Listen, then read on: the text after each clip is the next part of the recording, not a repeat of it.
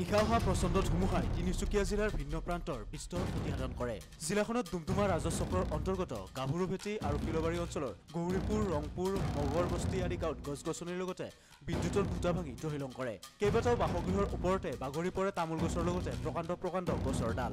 আনকি কেইবাটাও বাসগৃহৰ টিনপাত ধুমুহাই উৰুৱাই নিয়ে।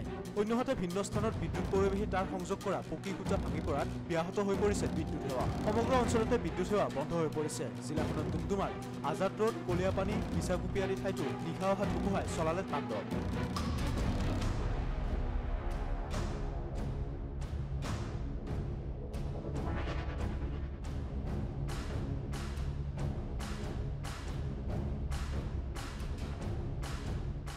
যোৱা ৰাতি আমাৰ ফিলবাৰী গাভৰুভেটি গৌৰীপুৰ গাঁৱত প্ৰকৃতিয়ে যি বতাহ ধুমুহাই আমাৰ যি গছ-গছনিকে আদি কৰি আমাৰ ঘৰ বাৰী একেবাৰে মানে অৱস্থা বেয়া কৰিলে। আপোনালোকে দেখিছে, আমি ডুমডুমা সমষ্টিৰ বিধায়ক দেৱক আমি কাটৰ অনুৰোধ জনাইছোঁ, আমাৰ এই অঞ্চলত আহি পৰিদৰ্শন কৰি আমাৰ ফিলবাৰী গৌৰীপুৰ গাঁৱৰ যি অৱস্থা তেওঁলোকে বুজ লৈ আমাৰ কিবা এটা ব্যৱস্থা কৰিব বুলি আমি টানি অনুৰোধ জনাইছোঁ।